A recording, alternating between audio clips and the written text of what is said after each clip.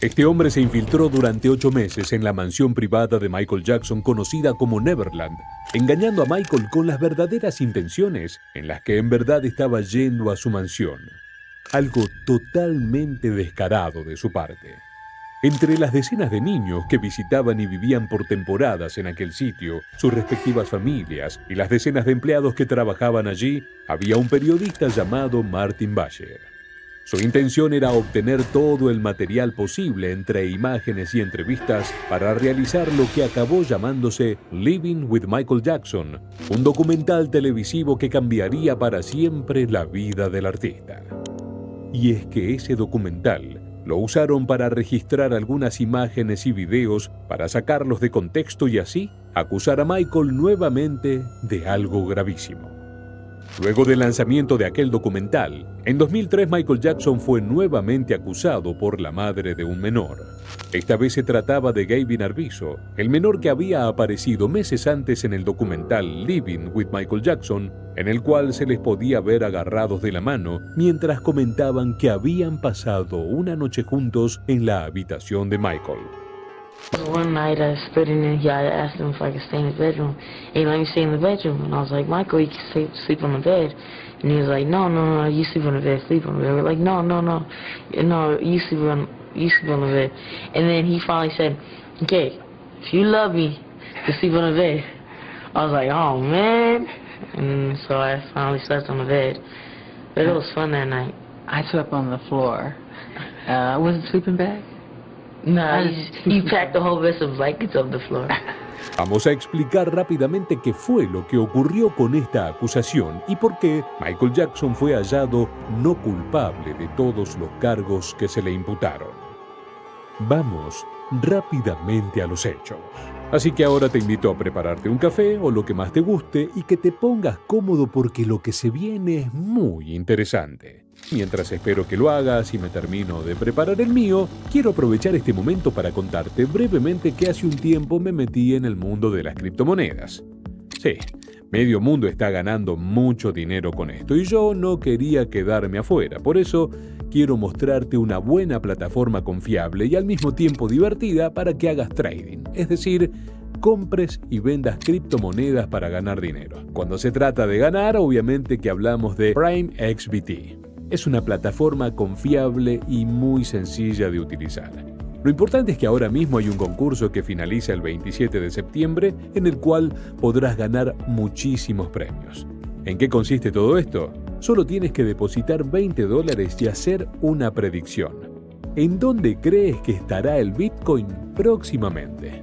Si aciertas, estarás ganando muchos premios. Las primeras 15 personas que se registren con mi código Misterios, que voy a estar dejando en la descripción y en el link fijado, tendrán un cupón de $40 con su primer registro.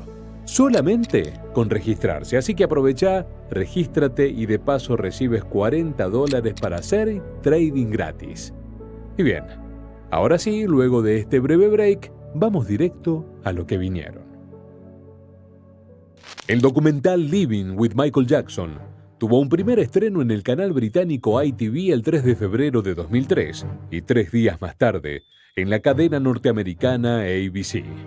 Eran tiempos de un internet muy incipiente. Aún no existían las redes sociales y el mayor caudal informativo provenía de la televisión. En ese contexto, el documental que fue presentado en la TV norteamericana por la periodista Barbara Walters ya prometía revolucionarlo todo. En sus 98 minutos de duración, parecía haber información reveladora sobre lo que se decía hacía casi una década. Desde la denuncia de Jordan Chandler en 1993, y que hemos analizado pormenorizadamente en la primera parte de esta saga, la figura de Jackson había quedado irremediablemente entre las sombras de la sospecha. Pero bien sabemos que todo se trataba de extorsiones y engaños por parte de los acusadores. En los años siguientes, a pesar de ese enorme golpe que había supuesto la denuncia a comienzos de los 90, Jackson había tratado de reinventarse y darle un nuevo impulso a su carrera. Una vez superado el primer proceso judicial, que a nivel penal nunca se concretó, había sacado a la venta el álbum doble History, Past, Present and Future Book One. al que le siguieron otros lanzamientos dentro de la misma saga y llegó a vender 20 millones de copias. Era obvio que su reinado seguía, aunque las fisuras no tardarían en volver a aparecer. También empezaban a notarse tensiones y problemas con la empresa Sony, que para algunos marcarían un punto clave en el derrotero judicial que más tarde tendría que enfrentar. Pero lo cierto es que la vida privada de Michael también era noticia. Repentinamente se casó con su dermatóloga David Rowe y en los años siguientes fue padre por partida doble. Primero, Michael Joseph Jackson Jr. y más tarde, Paris. La paternidad, quedó claro, era un sueño hasta ese momento inalcanzable para el cantante. Pero para el año 2001 ya estaba otra vez divorciado y con un enorme conflicto ante Sony en ciernes. Él quería separarse de la discográfica y tener control total sobre su carrera, pero la situación se tensó al extremo.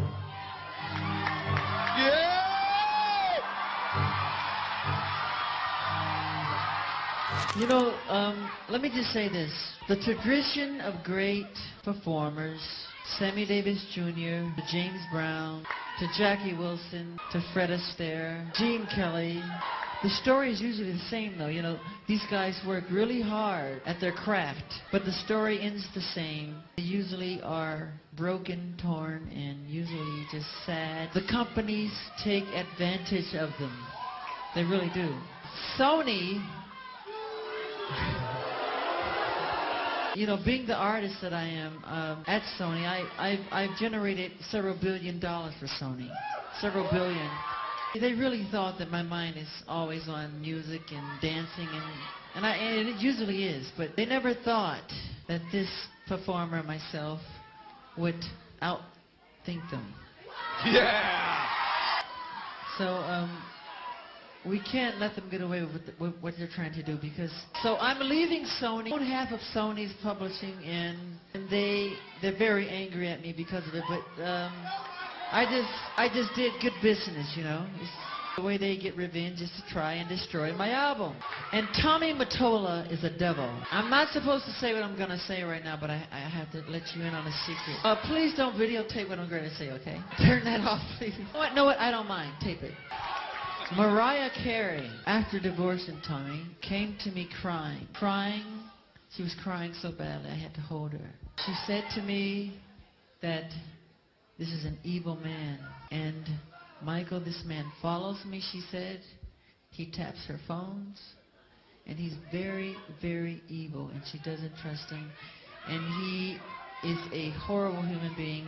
And we have to continue our drive until he's terminated. We can't allow him to do this to great artistry. We just can't. Y por si aquello fuera poco, en 2003 estalló un escándalo de proporciones bíblicas. Nuevamente un niño afirmaba públicamente y ante la justicia que Michael Jackson había abusado sexualmente de él, nada menos que en su famosísima mansión con parque de diversiones incluido. Y sí, era obvio que cuando vieron que alguien anteriormente, como contamos en la parte 1 de esta serie de videos del caso Chandler, se vieron beneficiados económicamente, era evidente que no iban a tardar en aparecer más oportunistas para decir «Hey, yo también, ahora que recuerdo, fui abusado por Michael, así que páguenme. Quiero una remuneración por eso». Porque si en todos los casos el denominador común era siempre buscar un beneficio económico, nadie quería hacer una supuesta justicia y llevar a la cárcel a Michael. Y aquí se abre un interrogante. Si vos como padre, abogado de tu hijo, ¿te reunirías con el maltratador en privado para buscar dinero a cambio de eso? ¿O acudirías a la justicia hasta que el maltratador pague por lo que hizo? No sé, te lo dejo para que lo pienses. Pero bien, volviendo al documental que desató todo, las mediciones del momento indican que más de 27 millones de telespectadores vieron aquel informe el día de su estreno en los Estados Unidos. Muchos además afirman que el material que se presentó estaba editado de tal forma que resultaba más perturbador e inquietante de lo que realmente era. En principio, aquel nunca fue el objetivo del documental, sino blanquear por completo cómo era la vida en aquel lugar y que no había nada extraño en él como muchos afirmaban después de la primera denuncia en los 90. Pero al final, lamentablemente mediante engaños y mentiras, este periodista se infiltra en la casa de Michael y al músico aquello de querer probar su inocencia le termina jugando todo en contra. Ambos, Michael Jackson y Gavin Arvizo, dejaron en claro que Michael habría dormido en el suelo, algo que fue confirmado por Frank Casio, asistente personal de Michael Jackson en su libro My Friend Michael. En un documental de Discovery, Fake in Space, expertos en lenguaje corporal analizan las palabras de Michael y llegan a la conclusión de que a través de su lenguaje corporal, el tono de voz y la elección de palabras, Michael estaba siendo sincero y diciendo la verdad al negar las acusaciones de abuso infantil, algo que coincide con el análisis del experto Craig James Baxter en su libro Behind the Mask, sobre el lenguaje corporal y la comunicación no verbal de Michael Jackson. In the last few weeks, a large amount of ugly, malicious information has been released into the media about me. Apparently, this information was leaked through transcripts in a grand jury proceeding, where neither my lawyers nor I ever appeared. The information is disgusting and false. Years ago, I allowed a family to visit and spend some time at Neverland. Neverland is my home. I allowed this family into my home because they told me their son was ill with cancer and needed my help. Through the years, I have helped thousands of children who are ill or in distress. These events have caused a nightmare for my family, my children, and me. I never intend to place myself in so vulnerable a position ever again. I love my community, and I have great faith in our justice system. Please keep an open mind and let me have my day in court. I deserve a fair trial like every other American citizen. I will be acquitted and vindicated when the truth is told. Thank you. Pero volviendo a los hechos, en aquel documental Living with Michael Jackson del que hablamos al principio, se podía ver al cantante junto a quien poco después se convertiría en su denunciante. Pero, ¿quién era Gavin Arvizo? El niño en cuestión por entonces tenía 13 años y estaba bajo un agresivo tratamiento oncológico. Su madre, Janet, se había puesto en contacto con Michael Jackson tiempo atrás para que le cumpliera el sueño de conocerlo. El músico accedió e invitó a toda la familia a pasar algunas temporadas en su famoso rancho. My children and me know what rejection is, to be neglected, to be spit on, to be talked about, to be made an outsider, only because of our status in life or what we were going through. And Michael did not have that. He said, come to him. Not just Gavin, but Star and Davelin and me, and called us his family. And Gavin was the one that asked him, could I call you Daddy? And Michael said, of course. And so, through him, it sparked Star and Davelin calling him Daddy Michael. Very innocent and beautiful relationship, which everyone has spun it out of control. It's a wish come true. For example, to see my children interact with an ideal role, a father role model. He plays with them, laughs with them, he lets them win. He wrestles with them. He makes jokes with them. Go on the rides together. He shows them. Watch movies together. He shows them the basic foundation of what life is, and that's a loving family. Allí tendrían acceso a una vida de lujos y opulencia que hasta ese momento no habían visto ni de lejos. Michael les ofrecía alojamiento, diversión en su parque de atracciones, toda la comida que pudieran querer, películas, videojuegos, deportes al aire libre, contacto con la naturaleza y además el dinero para solventar el costoso tratamiento que Gavin enfrentaba por su cáncer. Así es, poco se comenta, pero Michael literalmente había salvado la vida de Gavin. Were your parents happy that you were here with Michael? Yeah, my mom was all very, very, very happy. And I know they're happy because I was happy. Did they come with you? Yeah, most of the time, but I wasn't really with my parents. I was mainly with Michael. But they were happy that you were here? Yeah. Además de Gavin, en el rancho Neverland, era común ver a su hermano menor. Los dos chicos llamaban bastante la atención, según declararían más tarde los empleados de la mansión, porque eran bastante rebeldes y en algunas oportunidades tenían problemas con los demás chicos que frecuentaban al astro. Una figura que también inquietaba a algunos en el entorno de Jackson era la madre de los Arvizo, Janet. Según se supo después, cuando el caso tomó relevancia internacional, la mujer tenía antecedentes por fraude y distintos tipos de estafas. En general seguía un mismo patrón. Aprovechando la enfermedad de su hijo, contactaba a celebridades para pedirles ayuda, difundiendo el caso y buscando juntar fondos para costear los tratamientos. Famosos como Louis Palanker, Jay Leno, Chris Tucker, a los servicios sociales, a periódicos, a la policía y también a unos grandes almacenes. Finalmente, mediante llamadas intimidatorias, buscaba obtener dinero de los abogados a cambio de extorsiones, o sea, que si le decías que no, acusaba a las celebridades por abuso sin tipo de prueba alguna. También se la señaló por haber hecho una falsa denuncia contra los empleados de seguridad de un local comercial que la habían atrapado robando artículos. En concreto, ella interpuso una demanda por abuso sexual por parte de esos guardias, pero el caso fue desestimado.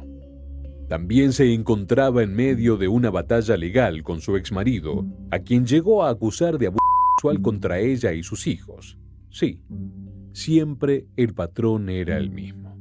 Este esquema de familia fracturada y conflictiva recuerda bastante al caso de los Chandler, aunque en ese ejemplo el impulsor de la demanda contra Jackson había sido el padre. En el caso Arvizo algunas cosas ocurrieron de manera diferente, pero otras fueron muy similares a la denuncia del 93. Por ejemplo, se supo que los Arvizo buscaron asesoramiento legal con el mediático abogado Larry Feldman, uno de los motores principales en el caso Chandler, y se cree que la estrategia apuntaba a lo mismo: conseguir dinero por la vía civil más allá de luego no poder probar los abusos en el ámbito penal. Se difundió también que el grupo de abogados que representó a Gavin Arvizo desde un primer momento tenía claramente pensado cómo dividir las ganancias económicas del caso y esperaban llevarse todos, la familia y sus representantes, una gran tajada de dinero. Pero entonces, ¿cuáles eran las pruebas para sustentar la denuncia? El juicio que tuvo en el banquillo de los acusados al rey del pop fue un enorme y escandaloso suceso mediático. Comenzó el 31 de enero de 2005 en Santa María, California, y terminó 4 meses después, tras escucharse cientos de testimonios de distintos expertos que analizaron una a una las pruebas que se llevaron ante la corte. Uno de los testimonios más esperados era el del hermano menor del denunciante, quien afirmaba haber llegado a presenciar cómo Michael Jackson perpetraba los abusos contra Gavin después de infiltrarse en la habitación que el cantante compartía con el menor. El chico también dijo que el acusado en ocasiones les había mostrado revistas para adultos que había en el rancho Neverland. Efectivamente, en distintos allanamientos que se hicieron en la mansión en las horas posteriores a que estallara el enorme escándalo mediático, se encontraron revistas para adultos. Algo que se difundió con fuerza por esos años fue que en Neverland había montañas de material de pornografía infantil, aunque en los documentos públicos no se constató que aquello fuera cierto. Hubo varios puntos oscuros en el proceso en general. Solo tomando el testimonio del hermano de Gavin, por ejemplo, no tardaron en surgir algunas contradicciones. La línea de tiempo en cuanto a los abusos no fue clara desde un principio. Distintos medios de comunicación afirmaron que en varias oportunidades a lo largo del proceso, el cuerpo de abogados de Arvizo cambió una y otra vez la cronología, las fechas y los lugares en que se situaban los abusos denunciados. Muchos investigadores que plantean posiciones afines a la inocencia de Jackson sostienen que estas modificaciones se hacían cada vez que los abogados encontraban huecos en su narrativa. Por ejemplo, cuando constataban que en las fechas que habían sostenido en un primer momento no se podía probar que Gavin hubiese estado efectivamente en la mansión. O bien, que coincidía con algún viaje de Michael Jackson y hacía imposible situarlo en el lugar de los hechos. Así, las evidencias empezaban a tambalear para muchos de los que seguían atentamente el caso en el minuto a minuto. Sin embargo, a nivel mediático, el tratamiento del juicio fue especialmente demoledor hacia Jackson. En términos generales, hubo una tendencia a considerarlo culpable desde un comienzo. Es cierto que la imagen de Michael Jackson había quedado inevitablemente manchada tras la primera denuncia y en esos últimos años, la intimidad de Jackson estuvo bajo el escrutinio permanente. Eso en parte jugaba a favor de Jackson. Tan pública era su vida que los abogados de Gavin debían estar muy seguros al momento de poner fecha y lugar a los abusos, ya que la agenda diaria del cantante era conocida por todo el mundo. Pero también las pruebas estaban bajo cierto manto de sospecha. Cuando los abogados de Gavin confirmaron que las huellas dactilares de él y de su hermano habían aparecido en las revistas para adultos que afirmaban haber visto, impulsadas por Jackson, la prueba quedó sujeta con pinzas cuando se filtró que habrían utilizado revistas que Gavin había tocado durante el juicio cuando le mostraron las evidencias. ¿Era posible imaginar una estafa de tal magnitud?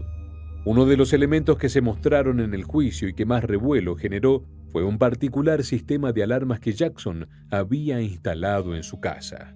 Según contaron algunos testigos, además de un habitual circuito de filmación y seguimiento con alarmas sonoras, Jackson tenía especialmente custodiada una habitación. Esta revelación generó mucho impacto, ya que tal como se presentó en el juicio, parecía un sistema especialmente pensado para que nadie entrase allí sin autorización del cantante, y que de paso no pudieran descubrir sus delitos. Sin embargo, este asunto pareció terminar siendo un arma de doble filo para la estrategia judicial de Arvizo.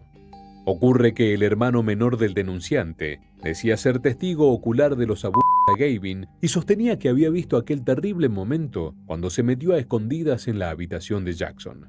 Sin embargo, no quedaba claro cómo había logrado hacerlo, ya que supuestamente había un calculado sistema de seguridad sobre ese mismo dormitorio.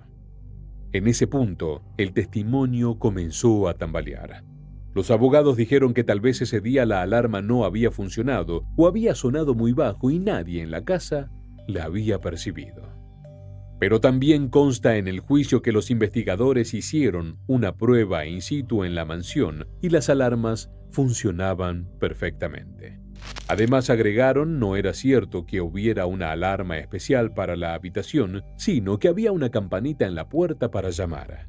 Otros especialistas en circuitos de monitoreo dijeron que el sistema de seguridad en el rancho Neverland era muy similar al que instalaban en sus residencias de lujo la mayoría de las estrellas multimillonarias de la industria estadounidense. En apariencia no había nada sospechoso allí que llevase a pensar que había sido colocado para encubrir un crimen aberrante como el que estaba puesto en cuestión. ¿Qué quedaba entonces para sustentar la causa? Los abogados de los Arvizo estaban convencidos de que la presión mediática y los testimonios de ex empleados de Jackson, que durante años habían contado oscuros secretos a los medios, serían suficientes para inclinar el caso en su favor. Pero no contaban con una variable. La mayoría de esos antiguos empleados no estaban dispuestos a sostener sus dichos ante un tribunal. Fueron muchos y muy variados los ex colaboradores de Jackson que pasaron por la sala de audiencias y fueron interrogados. El juicio tenía una cobertura permanente y se esperaba que esas declaraciones resultaran explosivas, pero finalmente no fue así. Muchos de los mismos empleados que en ocasiones anteriores habían hablado con canales de televisión, diarios y revistas sobre la enfermiza vida sexual de Jackson y sus presuntas perversiones, dijeron todo lo contrario ante los fiscales y jueces. No estaban dispuestos a exponerse legalmente a las consecuencias que podría acarrear aquello. Porque, en otras palabras, no era lo mismo dar una entrevista a un medio de comunicación sensacionalista que hacerlo ante un juez y jurar decir la verdad, exponiéndose a un eventual procesamiento por falso testimonio. Mentir ante la corte no era de ninguna manera algo menor. Entonces ocurrió el extraño fenómeno de que aquellos mismos que ante las cámaras habían dicho una cosa, ahora decían lo opuesto. Fue el caso, por ejemplo, de Adrienne McManus, que desde 1990 había trabajado como empleada doméstica en Neverland y afirmaba que en el dormitorio de Jackson había encontrado evidencias terribles sobre los abusos. Sin embargo, en el juicio admitió que no podía asegurar nada de todo ello y que no había visto ninguna cosa tan clara y contundente como había dicho. Finalmente, McManus tuvo que pagarle a Jackson $30,000 en concepto de artículos robados de su propiedad y por vender información falsa y perjudicial a los tabloides. En ese sentido, se llegó a estimar que por cada artículo, algunas de estas personas recibían sumas equivalentes al pago de todo un año de trabajo. Entre quienes declararon a favor de Jackson, había varios empleados y también muchos niños. Entre ellos, se destacaban los actores Macaulay Culkin, protagonista de Mi pobre angelito, y Corey Feldman, estrella de los Goonies. Ambos afirmaron tener un excelente vínculo con el cantante y no haber presenciado ni sufrido abusos. Nothing happened, you know. I mean, nothing really. I mean, we played video games, you know. We played it as an amusement park. Well, the thing is with that whole thing is that, you know, they go, oh, you slept in the same bedroom as him. It's like, I don't think you understand. Michael Jackson's bedroom is 2 stories. And it has like 3 bathrooms and this and that. So when I slept in his bedroom, yeah, but you have to understand the whole scenario. And the thing is with Michael is that he's not very good at explaining himself. And he never really has been, because he's not a very social person. Entre los testigos que hablaron a favor del rey del pop, hubo un niño anónimo hasta ese momento, pero que en los años siguientes tomaría una gran relevancia. Wade Robson. Es que él sería uno de los impulsores del siguiente juicio contra Michael Jackson y las futuras denuncias por abuso sexual que emprendió junto a James Safechuck. Eso será motivo del tercer y último video de esta serie de grandes misterios. Were you ever accused of having sexually molested Brett Barnes? Won't answer that. Do you know a person by the name of Macaulay Culkin? Yes. To your knowledge, were you ever accused of having sexually molested Macaulay? If people hear a lie long enough, people believe it. The people have lied on me. I'm a black American and I'm proud of it. And I'm honored of it. The bleach skin rumor, which is a rumor, I don't bleach my skin. I'm not gay. And Jesus said to love the children and be like children. Be youthful and be innocent and be pure and honorable. He was talking to his apostles, and they were fighting over who's the greatest among themselves. And he said, whoever humbled yourself like this child is the greatest among me. And he always surrounded himself with children. And that's how I was raised, to believe and to be like that and to imitate that. Pero el caso Arvizo aún no terminó. El 13 de junio de 2005 llegó el gran día, una jornada histórica marcada a fuego en el alma de todo fan del artista. La corte puso fin a la causa declarando no culpable a Michael Jackson. Mucho se dijo en los meses y años posteriores, tanto respecto al propio rey del pop como a sus denunciantes. Janet Arvizo, la madre del adolescente denunciante, debió enfrentar varias veces a la justicia por diversas causas en su contra por fraude y estafas. Por su parte, Gavin, ya convertido en un adulto, bajó notoriamente el perfil y parece convencido de vivir una vida anónima. Los últimos datos que se conocen sobre su vida datan del año 2019, cuando empezó a circular en algunos medios que el joven estaba evaluando estudiar Derecho en la universidad. En muchas oportunidades, distintos periodistas han querido hablar con él, entrevistarlo y mostrar cómo se ve en la actualidad. Pero Arvizo prefiere evitar el contacto con los medios y no participó directamente del documental de HBO, Living Neverland, que volvió a agitar el avispero con respecto a denuncias contra Michael Jackson posteriores a su muerte. Quienes defienden la inocencia de Jackson aseguran que el patrón de la denuncia de Arvizo fue bastante similar al caso Chandler y que por detrás de estas acusaciones había una maquinaria de estafa a gran escala. Así es. Aparentemente, otra vez querían obtener dinero de la fortuna generada por Michael a costa de ensuciar su imagen y acusarlo de lo peor. Para poner en marcha el plan hacía falta una familia dispuesta a exponer y explotar mediáticamente la denuncia de un niño y un equipo de abogados que buscase sacar un rédito económico millonario en las instancias civiles. Además de una enorme campaña publicitaria alrededor, claro está.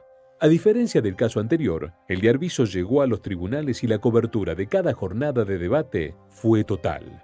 El impacto de este proceso en la carrera de Michael Jackson no se haría esperar, y muchos aseguran que fue devastador y totalmente definitorio para su sorpresiva muerte, apenas 4 años después del fallo de la corte. Los tiempos posteriores al juicio fueron una caída en picada para el cantante. Al cierre de Neverland en el año 2006, le siguieron muchas presentaciones públicas y reconocimientos, pero algo no volvía a estar en su lugar. El cimbronazo que había significado el juicio en la figura y la marca Michael Jackson seguía dejando esquirlas. Hay quienes sostienen la teoría de que todo fue orquestado en las sombras por Sony, que buscaba la forma de destruir a Michael Jackson, en el que veía una amenaza al querer retirarse de su ala.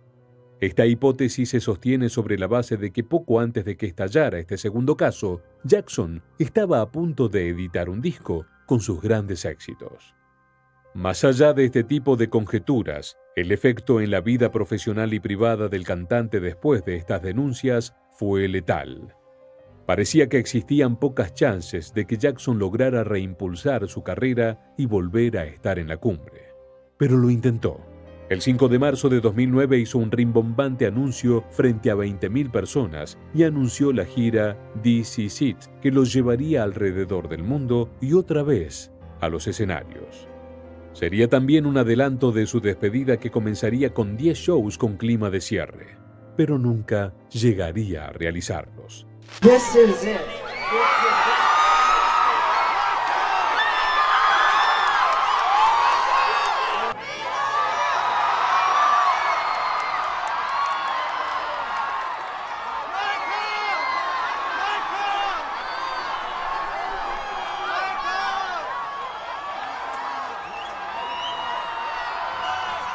En plena preparación para la gira, la vida de Michael Jackson llegaría a sus últimos instantes cuando apenas tenía 50 años. Just gonna stand there and watch me burn, but that's alright because I like the way it hurts. Just gonna stand there and hear me cry, but that's alright. Tras la muerte de Michael Jackson, aún falta el último capítulo de esta compleja trama judicial. En el próximo video del cantante en este canal, es decir, la tercera parte, podrás ver el desenlace de esta impresionante historia que aún está viva y que toca los corazones de millones de personas alrededor del mundo que buscan comprender en profundidad quién fue Michael Jackson. Muchas gracias por ver hasta aquí. Un especial agradecimiento a todos los miembros del canal, ya que gracias a su apoyo y al de todos los suscriptores que comentan y dan like a los videos, podemos continuar con este trabajo de traerles los mejores documentales para desentrañar estos grandes misterios. Haz clic en la pantalla si quieres ver la primera parte de esta serie documental.